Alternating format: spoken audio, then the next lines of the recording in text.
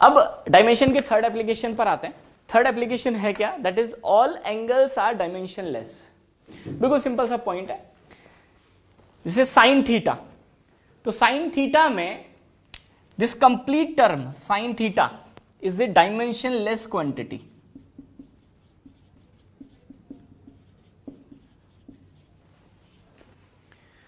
और ये angle theta, ये तो हम पहले ही कैलकुलेट कर चुके हैं कि जो थीटा होता है उसकी यूनिट रेडियन होती है, लेकिन उसकी कोई डायमेंशन नहीं होती। तो ये थीटा भी कैसी क्वांटिटी है? एक डायमेंशनलेस क्वांटिटी है। तो एक इंपॉर्टेंट पॉइंट है कि ऑल एंगल्स आर डायमेंशनलेस। तो अगर साइन थीटा लिखा हुआ है तो ये कंप्लीट टर्म भी डायमेंशनलेस है, और ये एंगल थीटा भी कैसा है? डायमेंशनलेस है। सो फॉर एग्जाम्पल कि अगर मैं यहां पर लिख रहा हूं कि x is equals to a cos of b t square c t plus d, where x denote the position, t denote the time.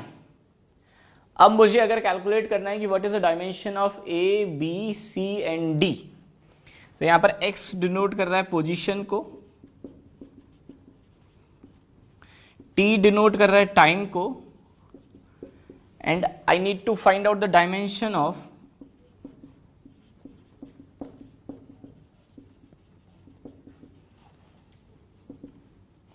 a b c and d। तो हम डायमेंशन के एप्लीकेशन से बहुत आसानी से इसको कैलकुलेट कर सकते हैं। तो सबसे फर्स्ट पॉइंट, जैसे कि मुझे पता है कि जितने भी ये एंगल्स हैं वो डायमेंशनलेस होते हैं, यानी ये साइन थीटा वाली कंप्लीट टर्म कैसी है? डायमेंशनलेस। तो मैं ये बोल सकता हूं कि ये वाली जो कंप्लीट टर्म है, दिस टर्म, इसको ऐसे बोल सकते हैं that is cos of theta. तो ये कंप्लीट टर्म कैसी है? डायमेंशनलेस। और अगर ये डायमेंशनलेस है तो बाय द डायमेंशन एनालिसिस मैं ऐसे बोल सकता हूं कि इसकी डायमेंशन जो होगी, जो x की डायमेंशन है, वही इन दोनों की डायमेंशन होगी। और ये तो डायमेंशनलेस है, यानी x की डायमेंशन a की डायमेंशन के बराबर होगा। तो ये this term is completely dimensionless.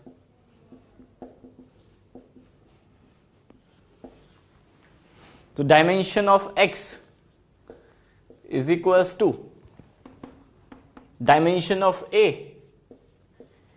और ये तो डायमेंशनलेस है। तो यहां से मेरे पास a की डायमेंशन आ गई कि a की डायमेंशन x की डायमेंशन के बराबर होगा। अब आते हैं b पे, c पे और d पे। तो साइन ऑफ थीटा में ये जो थीटा वाली टर्म है, क्योंकि ये एंगल को रिप्रेजेंट करता है, तो ये कैसी क्वांटिटी है? डायमेंशनलेस।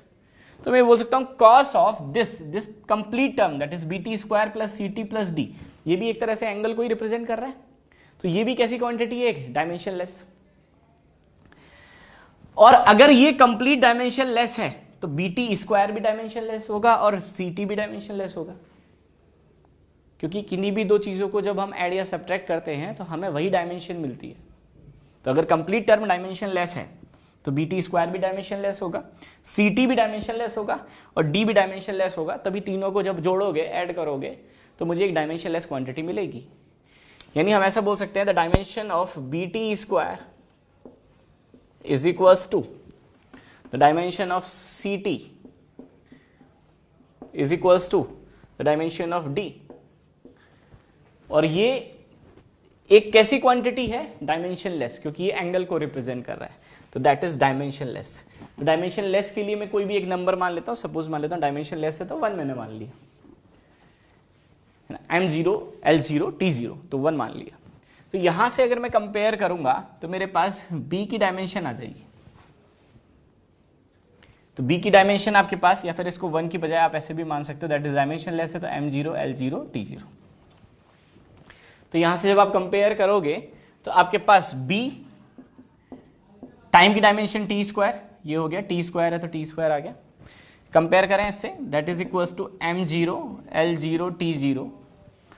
तो जब आप इसको कंपेयर करोगे तो यहां से आपके पास b की डायमेंशन आ जाएगी, the dimension of b is equals to, इसको इधर ले जाते हैं तो ये बना आपके पास m0 l0 t-2। सेम अगर मैं इन दोनों को कंपेयर करूंगा तो यहां से टाइम को इधर ले जाओगे तो t⁻⁻1 बनेगा।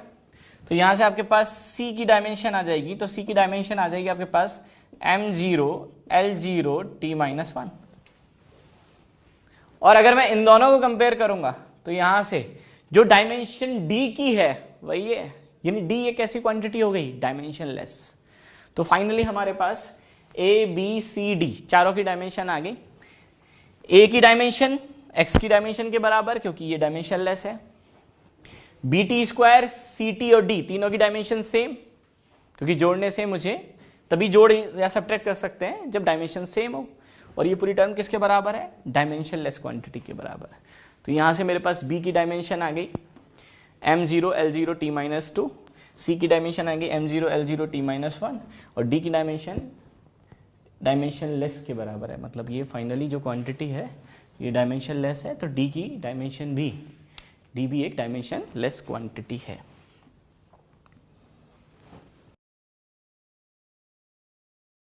Okay, next application of unit and dimension पर आते हैं। तो नेक्स्ट एप्लीकेशन ऑफ डायमेंशन क्या है? जैसे यहां पर लिखा हुआ है all exponent are dimensionless. Exponent की अगर हम बात करें, जैसे एक क्वेश्चन से समझ लेते हैं। यहां पर लिखा हुआ है x is equal to a e to the power bt square plus ct plus d। Clear है? Where x denote the position, t denote कर रहा है टाइम को, यानी पोजीशन टाइम के साथ इस फंक्शन की तरह से रिप्रेजेंट किया हुआ है। Where a b and c d इन सब की मुझे डायमेंशन कैलकुलेट करनी है। तो सबसे फर्स्ट पॉइंट, अगर हम इस कंप्लीट एक्सप्रेशन की बात करें, that e to the power bt square plus ct plus d, that complete expression कैसी होगी? डायमेंशन लेस होगी।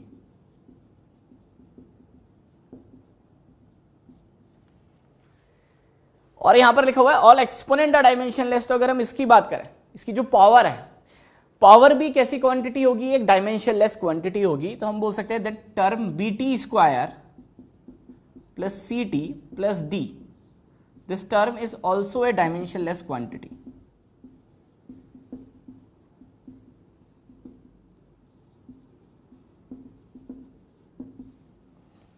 क्लियर है? अब पहले इस एक्सप्रेशन को सॉल्व करते हैं। अगर मैं बोल रहा हूं कि ये कंप्लीट टर्म एक डायमेंशनलेस क्वांटिटी है, तो इसका मतलब bt स्क्वायर भी डायमेंशनलेस होगा, ct भी डायमेंशनलेस होगा और d भी डायमेंशनलेस होगा।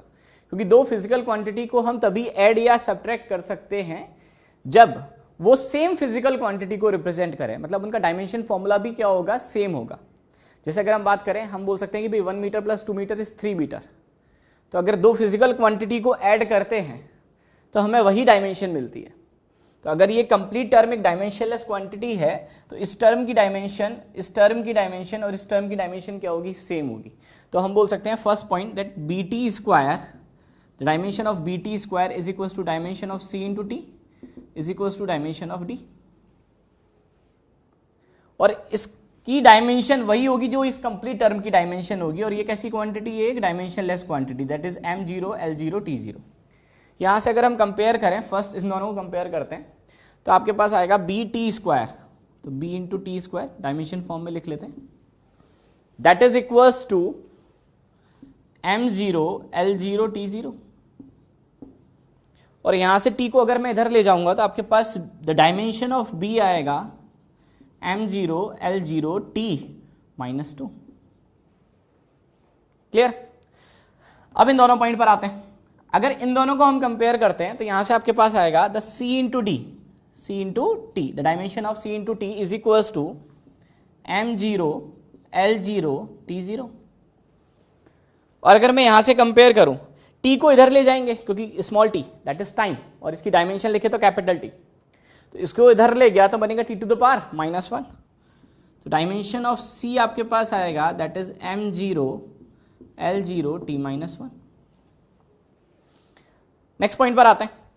अब d की डायमेंशन की बात करें तो d की डायमेंशन किसके बराबर है? That is m0 L0 t0 के बराबर, यानी d कैसी क्वांटिटी हो गई है? डायमेंशन लेस क्वांटिटी होगी। तो हम लिख सकते हैं dimension of d is equals to m0 L0 t0। तो मेरे पास b का भी डायमेंशन आ गया। b का डायमेंशन फाइनली कितना आया? m0 L0 t to the power -2। मेरे पास c का भी डायमेंशन आ गया, that is m0 L0 t to the power -1 और मेरे पास डी का भी डायमेंशन आ गया that is m0 L0 t to the power 0। अब बचा ए को कैसे कंपेयर करें? हमें यह पता होता है कि दो फिजिकल क्वांटिटी को अगर मैं इक्वेट कर रहा हूं तो जो डायमेंशन लेफ्ट हैंड साइड पर होगा वही total dimension right hand side पर होगा, क्योंकि ये कंप्लीट टर्म तो एक डायमेंशनलेस क्वांटिटी है। तो मैं ऐसे बोल सकता हूं जो x का डायमेंशन है वही a का डायमेंशन होगा, क्योंकि ये पूरी कंप्लीट टर्म तो कैसी है, डायमेंशनलेस। तो हम बोल सकते हैं यहां से the dimension of x is equal to dimension of a। और x किसको डिनोट कर रहा है? x डिनोट कर रहा है पोजीशन को, और पोजीशन को अगर मैं डायमेंशन फॉर्म में लिखूं तो ये बनेगा m0 L1 T0 that is equal to dimension of a। तो फाइनली अगर हम इसको कंक्लूड करें तो यहां से मेरे पास एक पॉइंट आया कि ऑल एक्सपोनेंट आर डायमेंशनलेस। तो जो भी पावर होगी तो हम बोल सकते हैं this power is a dimensionless quantity. और यहां से हमने कैलकुलेट किया तो हमने बोला ये भी डायमेंशनलेस है, ये भी डायमेंशनलेस है और ये भी डायमेंशनलेस है। तो यहां से मेरे पास b का डायमेंशन आ गया, c का आ गया, d का आ गया। और ये कंप्लीट टर्म अगर डायमेंशनलेस है तो dimension of x is equal to dimension of a। तो x का डायमेंशन था मेरे पास m0 L1 T0 that is equal to dimension of a। Okay, now we comes to the final point of the chapter that is conversion of unit. ये बहुत important है और बहुत सिंपल भी है। जैसे यूनिट के बारे में मैंने पहले ही बता रखा है, यूनिट होता क्या है? Unit is a measure, is a scale to measure the physical quantity. Physical quantity को मीजर करने के काम आता है। और एक फिजिकल क्वांटिटी की बहुत सारी यूनिट हो सकती है। जैसे लेंथ है, आप मीटर में भी कैलकुलेट करते हो, आप सेंटीमीटर में भी कैलकुलेट करते हो। सेम टाइम है, आप मिनट में भी कैलकुलेट करते हो, आप आवर में भी कैलकुलेट करते हो, सेकंड्स में भी कैलकुलेट करते हो। मास की बात करोगे तो ग्राम में भी करते हो, किलोग्राम में भी करते हो। तो कन्वर्जन ऑफ यूनिट का मतलब क्या है? जैसे मीटर को सेंटीमीटर में कन्वर्ट किया, हमने लिखा 1 metre is equals to 100 centimetre. तो हमें कन्वर्ट करना आता नहीं है, लेकिन फिर भी मैंने कन्वर्ट कर दिया, that is 1 metre is equals to 100 centimetre. तो इसी मेथड को हम कन्वर्जन ऑफ यूनिट बोलते हैं।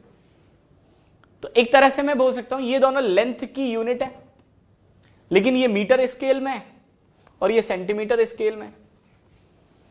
ये एक तरह से इसकी न्यूमेरिकल वैल्यू हो गई मीटर स्केल में, और ये 100 इसकी न्यूमेरिकल वैल्यू हो गई सेंटीमीटर स्केल में। तो इसको ऐसे बोल देते हैं दैट इज U1 यूनिट 1, और इस यूनिट या इस स्केल में ये इसकी न्यूमेरिकल वैल्यू है तो इसको N1 बोल देते हैं।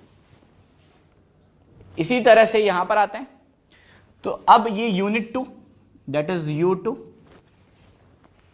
मैंने इसको कन्वर्ट कर दिया सेंटीमीटर में, और सेंटीमीटर स्केल में इसकी ये न्यूमेरिकल वैल्यू हो गई तो इसको बोल देते हैं N2। एक तरह से छोटा सा फॉर्मूला मुझे दिखाई देने लग गया कि 1 metre is equal to 100 centimetre that is N1 into U1 is equal to N2 into U2। तो यहां से मेरे पास एक फॉर्मूला बनकर आ गया that is N1 U1 is equal to N2 U2। यानी मैं ऐसे बोल सकता हूं कि यहां से कि N इंटू U का प्रोडक्ट कैसा है? हमेशा कांस्टेंट है। इसको ऐसे भी बोल सकते हैं कि U is directly proportional to 1/n। यानी जितना बड़ा स्केल होगा उसकी न्यूमेरिकल वैल्यू उतनी ही कम होगी। जैसे अगर मैं यहां पे बात करूं 1 metre is equal to 100 centimetre, the large scale कौन सा है? मीटर, लेकिन इसकी न्यूमेरिकल वैल्यू वो कम है। छोटा स्केल कौन सा है? सेंटीमीटर, लेकिन इसकी न्यूमेरिकल वैल्यू ज्यादा है। तो जितना लार्ज स्केल होगा उसकी न्यूमेरिकल वैल्यू कम होगी, जितना स्मॉल स्केल होगा उसकी न्यूमेरिकल वैल्यू ज्यादा होगी। पहला पॉइंट। दूसरा पॉइंट, हम किसी भी यूनिट को कन्वर्ट करने के लिए इस फॉर्मूले को यूज कर सकते हैं। वो फॉर्मूला बना के हमारे पास N1 U1 is equal to N2 U2, where N1 is numerical value of that physical quantity in unit 1, N2 is numerical value of that physical quantity in unit 2, U1 is unit 1, U2 is unit 2. जैसे एक example से समझने की कोशिश करते हैं। अगर मुझे कन्वर्ट करना है for example 1 Newton force in CGS, तो 1 न्यूटन की बात करें तो न्यूटन को अगर मैं लिखना चाहूं तो ये होता है आपके पास KG metre per second square, यानी एक तरह से ये कौन सी यूनिट है, एसआई यूनिट। तो मुझे एसआई यूनिट को कन्वर्ट करना है किसमें, सीजीएस में। तो यहीं से स्टार्ट करते हैं। तो suppose N1 U1 is equals to N2 U2। यहां पर हम वो वैल्यू रखेंगे जो हमें पता है और यहां पर वो वैल्यूज रखेंगे जो हमें कैलकुलेट करना है, जिसमें कन्वर्ट करना है। मुझे ये तो दोनों पता है। N1 that is 1, SI unit में इसकी न्यूमेरिकल वैल्यू 1। U1 भी मुझे पता है कितनी है, यूनिट। U1 का मतलब यूनिट, और यूनिट मुझे पता है that is KG metre per second square. N2 ये मुझे कैलकुलेट करना है, मुझे निकालना है कि भाई 1 न्यूटन फोर्स सीजीएस में कितना होता है। जैसे 1 मीटर सीजीएस में 100 सेंटीमीटर होता है, ऐसे ही 1 न्यूटन फोर्स सीजीएस में कितनी वैल्यू के बराबर होता है। तो that is N2 into unit कौन सी रखनी है हमें, सीजीएस।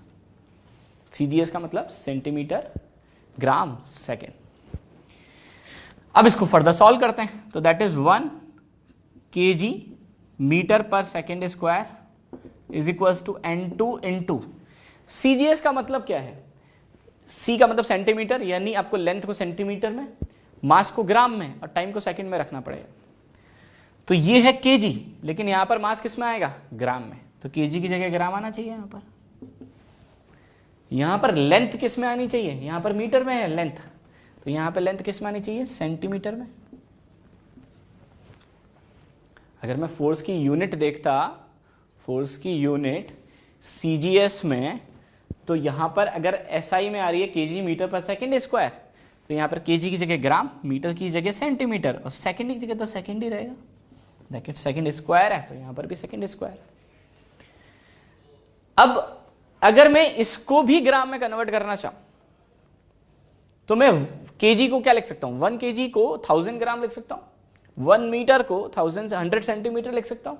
तो यहां से फर्दर अगर इसको सॉल्व करें तो मेरे पास आया 1 into kg is 1000 gram into metre is 100 centimetre upon second square. तो ये तो मैंने ये वाली साइड लिख दी, और इसको मुझे कंपेयर करना है, दैट इज इक्वल्स टू इससे। तो that is N2 into gram centimetre per second square. यहां से ग्राम कैंसिल आउट हो गया, सेंटीमीटर से सेंटीमीटर, सेकेंड स्क्वायर से सेकेंड स्क्वायर। तो यहां से अगर आप देखोगे तो 10 टू द पावर 3 और 10 टू द पावर 2, ये आ गया 10 टू द पावर 5, ये आ गया आपके लेफ्ट साइड। और राइट साइड की अगर मैं बात करूं तो यहां पर सिर्फ क्या बचा, N2। तो यहां से मेरे पास N2 की वैल्यू आ गई, और इस N2 को अब हमें कुछ नहीं करना है, जहां से हमने क्वेश्चन स्टार्ट किया ना बस वहीं पर रख देना है। जैसे ये N2 आ गया तो इस N2 को हमने यहां से स्टार्ट किया था तो इधर ही रख देना है। तो फाइनली मेरे पास आंसर आया 1 kg metre per second square का मतलब न्यूटन। N2 कैलकुलेट कर चुके हो, वो आया आपके पास 10⁵ ग्राम सेंटीमीटर पर सेकेंड स्क्वायर। यानी मैं बोल सकता हूं कि 1 न्यूटन फोर्स सीजीएस में 10⁵ ग्राम सेंटीमीटर पर सेकेंड स्क्वायर के बराबर होता है। सेम जैसे हम लोग KG metre per second square को क्या बोलते हैं, न्यूटन। इसी तरह से फोर्स का सीजीएस में नाम होता है dyne, that is gram centimetre per second square. तो इसको बोल सकता हूं 1 gram centimetre per second square, ये होता है 1 डाइन के बराबर। तो हम बोल सकते हैं यहां पर 1 newton is equal to 10⁵ dyne, DYNE। तो बिल्कुल सिंपल है, हमने फॉर्मूला निकाला N1U1 is equal to N2U2। कभी भी हमें कन्वर्ट करना होगा एक यूनिट से दूसरे यूनिट में, हम इस फॉर्मूले का यूज करेंगे। यहां पर हम वो वैल्यूज रखेंगे जो हमें पता है, यहां पर वो रखेंगे जो हमें कैलकुलेट करना है। That is 1 newton is equal to N2 calculate करना था, U2 CGS में करना था, तो CGS की यूनिट रख दी, फिर इसको कन्वर्ट कर दिया, कैंसिल आउट किया, N2 कैलकुलेट किया, और फाइनली स्टार्टिंग में जहां से हमने क्वेश्चन स्टार्ट किया था वहीं रख दिया। तो फाइनली मेरे पास आया 1 newton equal to 10⁵ dyne. Okay, next example पर आते हैं। Now the convert 1 joule in CGS unit. अब मुझे 1 जूल एनर्जी को, यानी 1 जूल इज SI यूनिट, तो 1 जूल को CGS में कन्वर्ट करना है। तो यहां पर same N1U1 is equal to N2U2। N1 is numerical value in the unit 1, वो हमें पता है, दैट इज 1 इनटू U1 पर आते हैं, U1 is joule, that is joule J is equal to N2 calculate करना है, और U2 इसको कन्वर्ट करना है CGS में, that is CGS unit 1 into. अब जूल पर आते हैं, जूल को हम क्या लिख सकते हैं, जूल होगा kg metre square upon second square, तो that is kg metre square upon second square is equal to N2 into CGS में बात करें तो kg की जगह आएगा ग्राम, मीटर की जगह आएगा सेंटीमीटर, अपॉन सेकेंड की जगह सेकेंड ही आएगा। तो ये बनेगा आपके पास ग्राम इनटू मीटर की जगह सेंटीमीटर, स्क्वायर है तो यहां पर भी square, upon second square.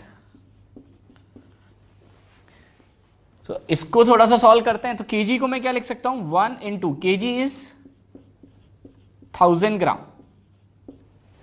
Metre is 100 centimetre, 1 metre is 100 centimetre, और स्क्वायर है तो यहां पर भी स्क्वायर आ जाएगा, upon second square is equals to N2 into gram centimetre square upon second square. यहां से थोड़ा सॉल्व करते हैं, तो gram centimetre square second square है, तो gram centimetre square second square cancel out हो गया। ऐसे फाइनली फटाफट हमारे पास N2 की वैल्यू आ जाएगी। तो N2 आपके पास आएगा, तो N2 इज इक्वल्स टू 10⁻3, ये हुआ 10⁻2 और उसकी पावर है 2, तो ये होगा 10⁻4, 100 इंटू 100 भी बोल सकते हो। तो ये बन गया आपके पास 10⁻3 into 10⁻4, that is equals to 10⁻7। और इसको बिल्कुल जहां से हमने क्वेश्चन स्टार्ट किया वहां पर रख देते हैं, तो इसको यहां पर पुट कर देते हैं। तो फाइनली आपके पास आया 1 kg metre square upon second square is joule, तो 1 joule equals to N2 is 10⁻7, unit है gram centimetre square second square, तो centimetre gram centimetre square upon second square. Same इस टर्म को भी हम एक नाम देते हैं और इसको हम बोलते हैं अर्ग, ERG।